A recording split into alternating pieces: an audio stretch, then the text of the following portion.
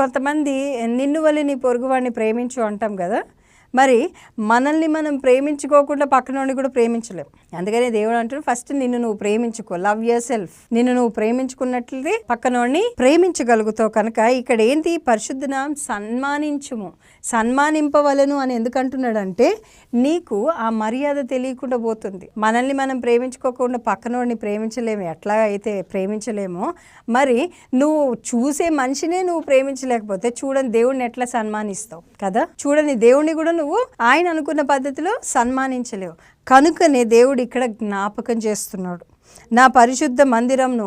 మరి మనల్ని ప్రేమించుకోవడం అంటే ఆయన మన యొక్క శరీరము ఆయన యొక్క ఆలయం అయి ఉంటున్నది. దీన్ని కూడా నువ్వు సన్మానించాలి, దీన్ని కూడా నువ్వు ప్రేమించాలి. అంటే చాలామంది ఫోకస్డ్గా అందం మీద వాటి మీద వీటి మీద ఫోకస్ చేస్తూ ఉంటారు. అది కాదు, నీకు ఇచ్చిన ఆరోగ్యాన్ని, నీకు ఇచ్చినటువంటి శరీరాన్ని